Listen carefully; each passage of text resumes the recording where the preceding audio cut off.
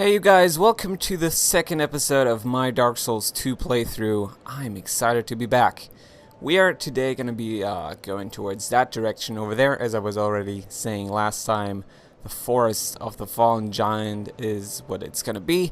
But before we do that, I want to make sure to pick up some extra items while we're here in Majula. I kind of forgot about them last time, but yeah, we're going to absolutely pick them up. And hopefully you're not paying too much attention to this bloodstain and also the fact that I'm hollow because terrible things happened in between recording sessions. But yeah, you can actually drop down right here, and then there's going to be a few items for you to pick up.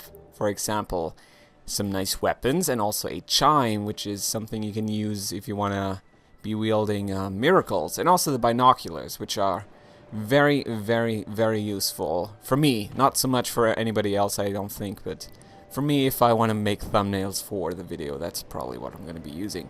So, with all of that out of the way, there was another item right here, but of course that I picked up before I then died and restarted the recording. Yeah, but I think with all of that out of the way, we are basically done here. There's another NPC you can talk to in that house, and also that mansion we will be able to unlock in in like an episode or two, I think. But for now, we really want to get into some business, some actual Dark Souls gameplay, and not just running around an empty place picking up items, because in the end, the main focus of Dark Souls is probably the combat, I'd say, and we haven't seen very much of that yet. So let's go to the first area of the game, Forest of the Fallen Giants, and I don't know, well, as much as I love the game, as much as I'm gonna gush about it and say how awesome it is and how much of a fantastic time I had when I first played through this, there's a few things I don't particularly enjoy about it, and there's also things that I just feel like they maybe could have done a little bit better. And Forest of the Fallen Giants, while being an okay area and having okay game design, I don't know, I wasn't really too psyched about it when I first ran into it. But yeah, we'll have this little transitory section right here. Going to be able to pick up some nice items. If I remember correctly, this should be human effigies. So basically this game's version of a humanity, which is going to be very, very useful later on. Also some homeward bones, or in fact just one, and another soul. And I did actually not pick up the shield, like I said last time. As you might remember, when we were talking to Marlon, I was actually already saying, yeah, we're absolutely going to buy this as soon as we start that last episode. Or the next episode, much rather. Oh god, that was some terrible swings right there.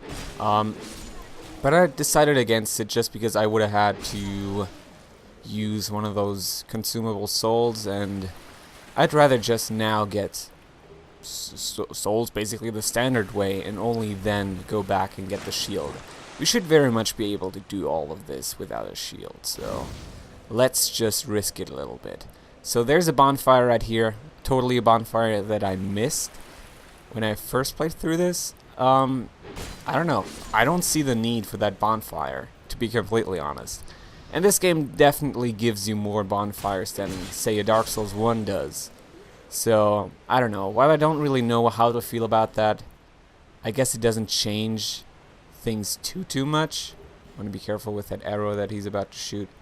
But yeah, I don't know. It's just, to me, there was no real need for that bonfire, but at the same time, I don't really mind it, I guess. Oh, that we want to dodge. We didn't dodge, though. But we're going to get a sweet, sweet backstab. That's amazing. I very much enjoy doing that. It's much harder to get those in this game, by the way. It really, really is. At least it just feels different. It feels very much different. So maybe it's just that. Maybe that's the reason why I feel like I fuck those up from time to time. If I remember correctly, you said either the guy that I just killed that then ambushes you, is there another dude coming? I don't know. Might be another dude. Very much might be. But yeah, this is just like the road to what is going to be the fort right here, and then inside this tree, or at least something that was covered by a tree, we're going to be able to climb up into what is then going to be actually a part of that fort that we were looking at from Ajula. So, of course, right here, we're going to be fighting a lot of these guys. Maybe should have used that life gem a little bit earlier, but it shouldn't be too big of a deal. Just basically the first big encounter with enemies. There's a guy shooting at us from, like, somewhere up there, and then there's also a lot of guys just spawning, standing up. There should be another guy over here that stands up and then attacks you, that douchebag.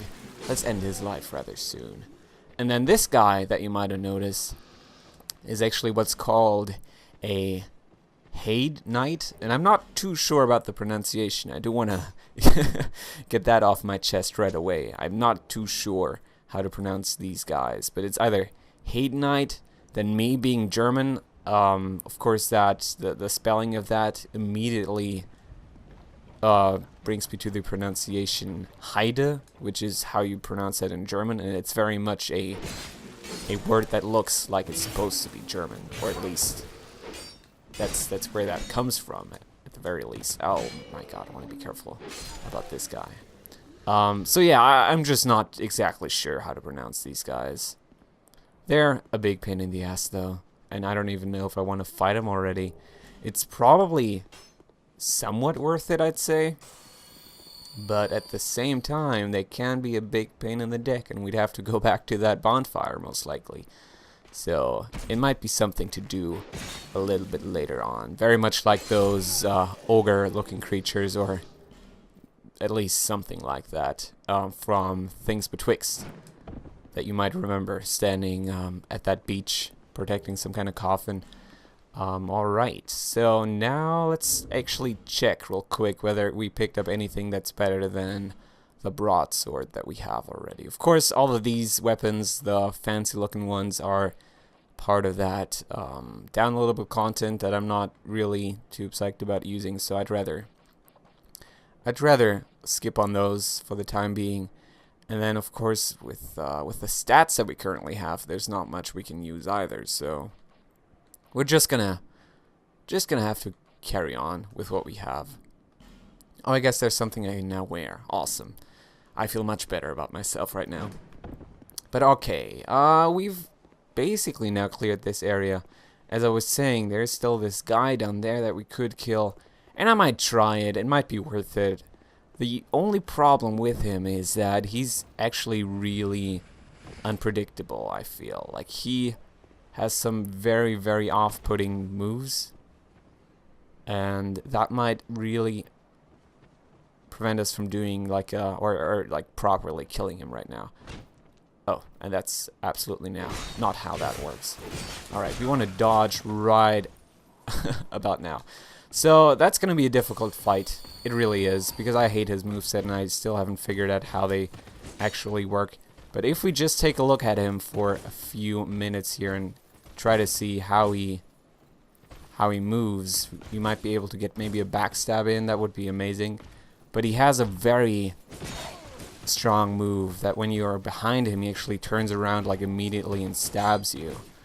And that is something I absolutely would like to avoid right now. But we did get a backstab. That's at least something, right? At the very least, it's something. He's halfway down, and I guess that's very neat. Still doesn't take away from the fact that he's a big asshole. Very, very much is. And now, of course, we want to heal, and he wants to finish us very much. I'm probably just going to run up that ladder real quick because I don't want this to end right now. We've already gotten him down this much, so let's not end it right here. I don't know how he's going to react to that ladder, though. I don't know if he can climb. If he can climb, that would be rather interesting, actually. Let's check it out. Is he gonna... I don't think he can climb. He's probably a little bit too bulky for that, but maybe if we... Can we jump on him? Now he's just gonna run away. If he runs away... Is he gonna turn around? I'm so confused right now. But that's really cool. I'm liking it. Maybe could have backstabbed him, but for now we're just gonna attack him the old-fashioned way and roll away immediately after each strike. That's probably a good strategy for him. Not getting hit is also probably a very good strategy for him. But he's almost down. We've almost got him. And then basically the reason why I'm doing this, by the way, is that he drops a very neat sword. Maybe a sword that I don't necessarily like the moveset off, but it's a strong one. It really is. And we want to be careful now. It's only one more blow, and then, yeah, there he goes. And that guy doesn't respawn either, so that's real good. Can we wield it, though? That is always the big question when you pick up items. Can we wield it? I can't. Requires 10 dexterity. We don't have that quite yet, but with the 4,000 we shouldn't be more than able to do that as soon as we find another bonfire and then teleport back to Majula. And that's also something that Dark Souls 2 does very, very differently to Dark Souls 1. Because here you can teleport right off the start. You can just teleport, sit down at a bonfire, go wherever you want to. And that is probably one of the biggest things I don't necessarily enjoy about this game, because I feel like Dark Souls 1 was structurally much more interesting and much, I don't know, yeah, just, I guess interesting is going to be the word that I want to use for now. But in that game, the way it was designed and the way it was set up, you first of all, of course, had to run everywhere. You had to walk everywhere, really just get all the enemy locations down and stuff like that. And only later on, as you are basically entering what would be like the final part of the game, the late game, only then you would get the Lord Vessel and be able to teleport around. But here you can do that immediately, and that oftentimes, very unfortunately, takes away some of the exploration, because you probably very, very often will only have to visit an area once, and that's a little unfortunate. I mean, the only reason oftentimes to go back is to pick up all the items, and there should be a little bit more encouragement than that, and that's definitely something that Dark Souls 1 did better. But then again, of course, this game also does a lot better compared to Dark Souls. For example, I find the combat more intriguing. It's just more thrilling because, I don't know, it's a little bit less predictable and less easy to execute. I don't know. So do we have everything? I think we picked up everything that this area has to offer. We're now going to enter what is going to be a very, very central room of this first level right here, the Cardinal Tower, also featuring another bonfire. There's another guy right there. We're probably just going to kill him real quick, and really doing quite well so far, despite not having a shield, that is. So I'm pretty psyched about that. That's rather good. Because actually, I do have to admit, when I first played through this game, very much a strength build. And in general, when playing Dark Souls, or in general Souls games, I guess, I'm very much a strength guy. I always rock a shield, I always block. I rarely dodge, actually. So, it's quite nice to see that this is, or at least for now, seems to be working. Now, this over here is actually a merchant, Melintia. Let's talk to her real quick. She is a rather old woman and always wants you to help her out by buying stuff. And we're absolutely going to do that. At least, maybe first of all look at her stuff, but I'm very, very likely to buy some things off of her. Especially that key right here. Leningrast's key, that's actually the blacksmith that we saw in Majula already last time around. And now we're going to be able to basically open up his shop and then have him craft things for us. You're a stranger to this land. Oh, we get as strangers these days. Everybody's gone and run off. Drang Lake's been a pile of rubble since the war, fought long, long ago. And the giants crossed the sea. Alright. We're going to talk to her some more, but I do want to go into detail on that a little bit, because she's actually now, first of all, introducing some of the story to us, the backstory to Drang Lake and what happened here, because there was actually a war that took place basically right at this fort, and we're going to see the results of that a little bit later as well. But apparently giants crossed the sea and then started attacking this fort The reason for that, well, we don't quite know about that just yet. But we're sure to find out, I think. New life growing into what you see now. But you know what they also say? Don't believe what an old hag says. Yeah, and apparently the corpses of giants then have become trees, thus forming the forest of the fallen giants. That's exactly why this place is called that. And that's quite amazing. We're also going to see more of that later on. For now, all I want to do is basically get her to say what she just said, which is, I'm going to go back to Majula and become just a stationary merchant right there, so you can always visit me. And of course, right up here, very important area to check out, despite it may be seeming like you can't go right there just yet. You very much can.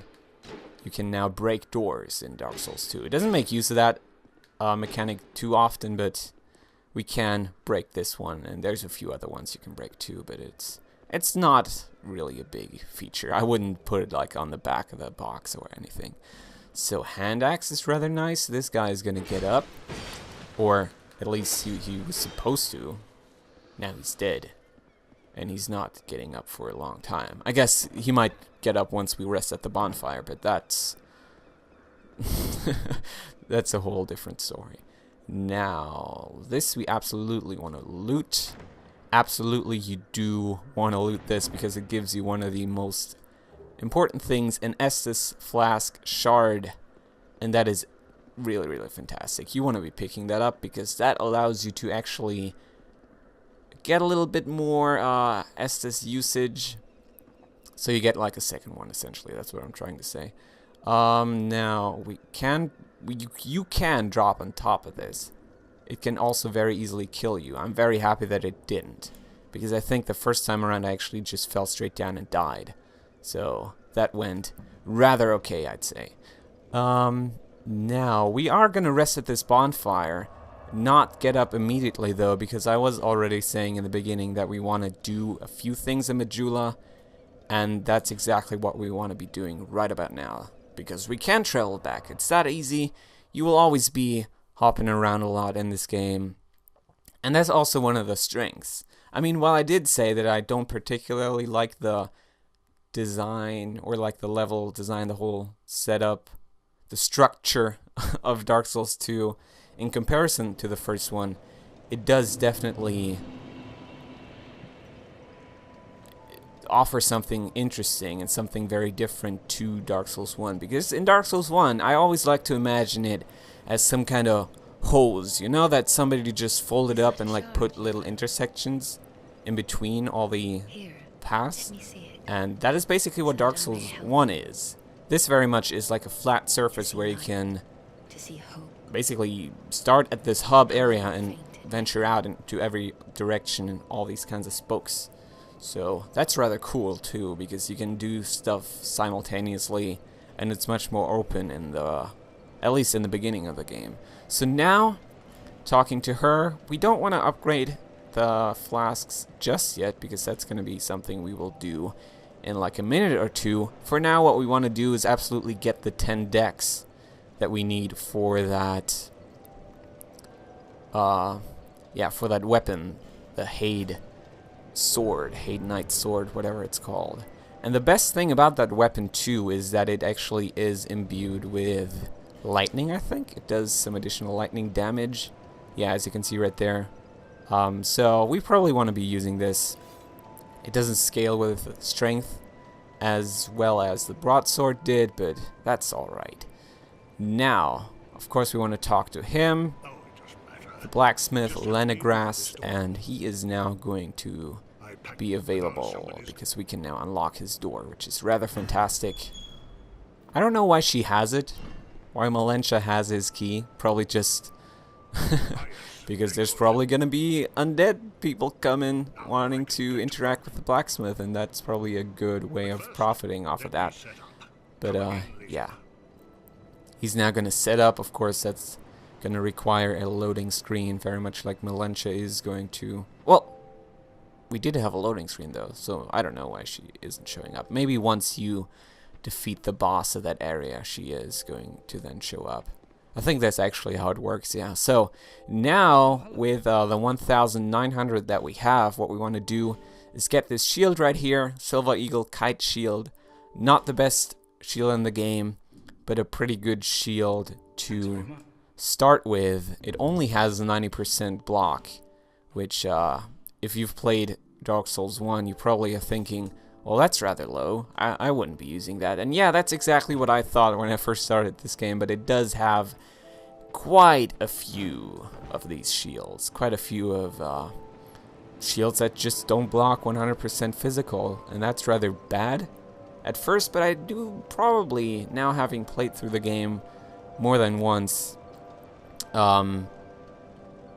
it's probably a cool thing that they did, because it's, I don't know, it's like this whole risk-reward situation. Not all the shields are 100, and you really have to pay more attention to how you block, how you avoid being attacked. And I find that to be really cool, actually. So now, oh, I totally forgot something. Look at me just talking to her before actually getting the second Estus Flask shard. Also, we never equipped the Estus Flask. I just realized that's rather funny. But let's do it right here. I do have a little bit of OCD, so I do need to organize all of this perfectly so it doesn't annoy me too much. What is this actually? Oh, that's a shard. Ah, I didn't even know they looked like that, because I always just bring them to her and then make use of them immediately.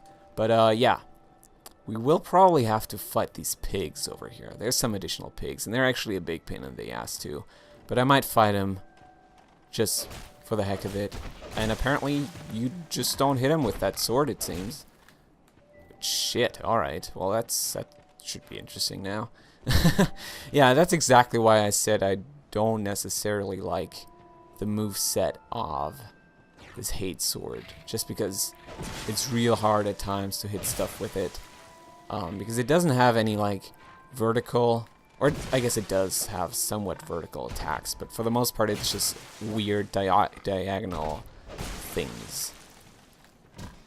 And alright, it might be something we can do though.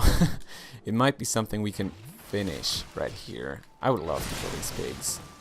Not because I'm necessarily against pigs or anything, it's just that they're trying to kill me, and they also look rather gross.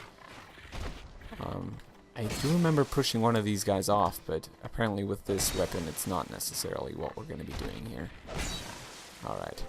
Rather just going to kill him the standard way, repeatedly hitting that R2 attack. Where did the other one go, though? That is strange. Weren't we fighting 3? Is there another one here? Or did it fall? I have no idea where that fucker went. Probably now just killing all my NPCs or something like that. But anyway, what I was going to do is actually get the second Estus Flask shard, which is done by doing the following. There we go. Now I have 2 of them, so we can upgrade our Estus twice, giving us a total of 3 Estus. Very, very, very nice. As I was saying already in that last episode, when I was this far with my first playthrough, didn't have a single one of them, so having 3 is going to be very, very fantastic. Alright, let's talk to her real quick. She always repeats herself, so I'm probably always going to skip through that initial dialogue. I mean, she does vary it up from time to time depending on the progress that you've made so far, but for now I think she's just gonna keep on repeating herself. Alright, oh, there's the fucking pig. Where did that come from? What is up with that? I don't appreciate your existence right now. Leave the bonfire so I can basically avoid killing the most important NPC of the game. Thank you very much. At least, I mean, I shouldn't thank you just yet. But, Jesus Christ. And those things do absolutely have a lot of health. But anyway, we've taken care of them. We can now travel to the, not the Far Fire. This one, right here. Cardinal Tower in the Forest of the Fallen Giants. Just to throw this out there already. Probably not going to finish it area today. Instead, going to be looking to maybe getting the first shortcut, and only then yeah, or then much rather ending the episode and picking up where we left off in the next episode then. So let's figure this out. Once we're here, I feel like I do know where I need to be going in order to get to that first shortcut. It's kind of weird. I mean, of course, once you've played through the game, you kind of then start forgetting a little bit, like, so some sections in between you remember all the important stuff, but not necessarily how everything connects. But I do feel like I should have this figured out. So is this weapon better than the broadsword that we were using? Depends, actually. It's not necessarily better, because of course when you have a weapon that has a special type of damage, so for example lightning in this case,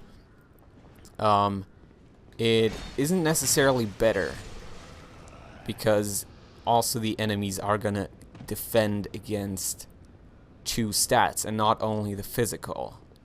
So it does now definitely vary and very much depend on what kind of enemy you're fighting. With these guys, maybe it is actually going to be better. But alright. Through the next fog wall, no boss yet. And there's now going to be a few guys here trying to ambush us. I think if you just stand here, yeah, he's going to trigger after a little bit, and then they're going to show up and start attacking you. So you'll probably want to wait. There's a few archers around.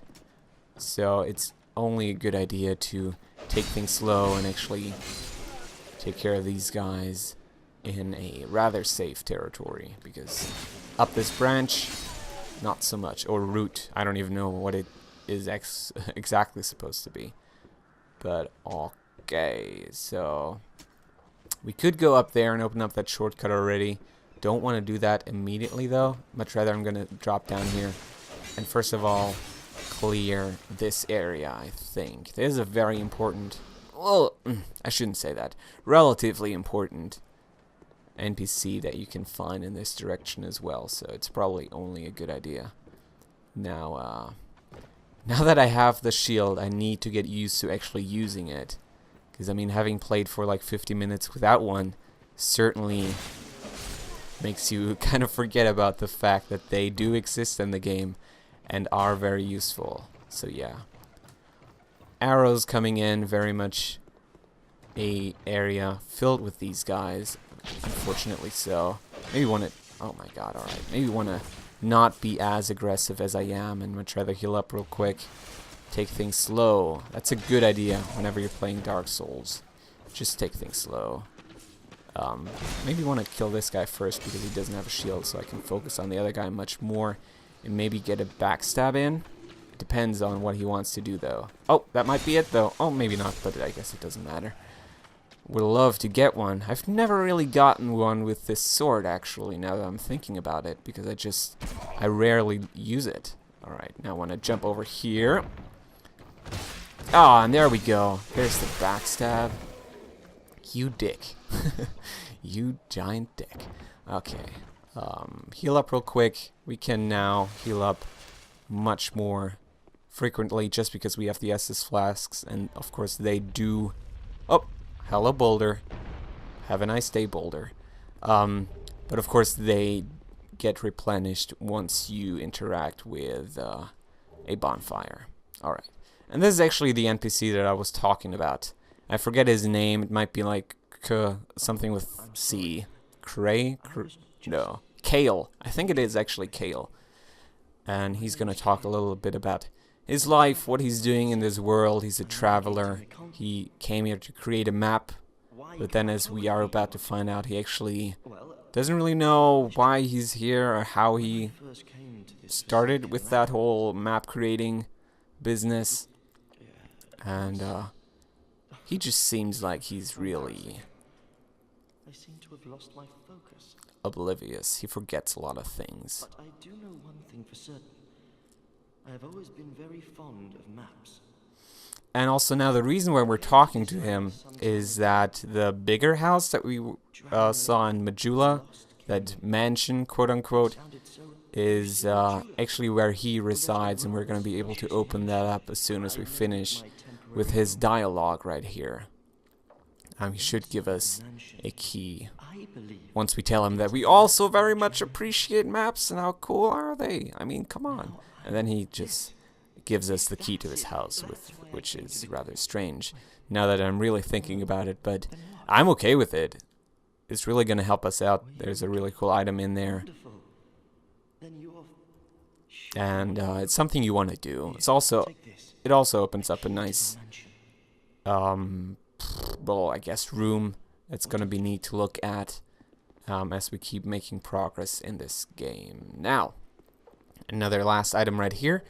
And then what we're going to do is, before we end the episode, very much open up another shortcut. And I hope that's going to work out well for me, because it doesn't necessarily always do that. I've had issues with opening up that shortcut before, so let's just all have our fingers crossed that this is now going to work out for me. I'd very much appreciate it. I very, very much would. Don't hit me. Don't hit me, dude. And also I need to familiarize myself with the moveset, because as I was saying earlier, I haven't really used it too much, so this is apparently a thrust attack after the roll. That's probably going to be rather useful. So yeah, my first playthrough, I actually played through the majority of the game using the Bastard Sword, and it's a fantastic item, fantastic weapon, very, very much is. I don't think it has too much of a thrusting attack, though. There might be one somewhere hidden in there, but for the most part, you're slashing when you use that weapon, so it's certainly something I'm now going to have to get used to. So you could climb up that ladder and fight a boss, like basically preemptively, but I don't really fancy that too much, or just fancy my chances too much. For now, what we're going to be doing is fighting a couple of these guys. Could have probably approached that in a much better way, especially now that this guy is throwing bombs at me, and I might actually want to heal too a little bit. But should very much still be possible right here. We just gotta be smart about it and stun lock the crap out of these guys. Oh, gotta be careful with that too. Yeah, but so far really dodging rather well. I'm okay with that. Okay, and now this is actually gonna be it right here, the shortcut. All we have to do is hope for this fucker to throw fire bombs at these barrels. And he maybe is going to do it in just a minute. Maybe he's going to do it in like 15 minutes. Because that's just something that I don't necessarily enjoy about this game. It takes a long time oftentimes because he's just bad at everything. He's bad at life, essentially. Nope. And I'm always so scared of it too, because every time I think, oh yeah, this is going to be it. And now I actually destroyed these barrels by rolling, I think. That is bullshit right there. But he should still very much be able to do that. I don't see why you wouldn't. Come on, man. There's a much easier way of doing this, by the way. And that is picking up firebombs at Melentia. He's a fucking idiot, isn't he? But yeah, you can also pick up firebombs at Melentia and then throw them at the barrels yourself. I'm just gonna now stand here because he is pissing me off. I don't even mind dying or taking the damage. Would you? He now also threw himself off that ledge, and now he doesn't even have the aggro anymore. Oh, and I blocked that. That would have been it. I'm fairly certain that that would have been it, actually. Come on, dude. I don't want to postpone this. I want to do it right now and have this shortcut open. We might not be able to do this. In this episode, at least. It might be something to do at the start of that next episode.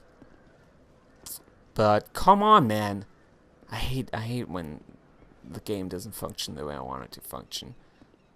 Yeah, he's now just... He fell asleep, it seems. He doesn't want me anymore. We're just Come on! How was that not it? How was that not it? Throw it. I know you can. I was so close to ending the episode. You guys won't believe it. But I was so close to ending the episode. And now I'm still here. It's still not working.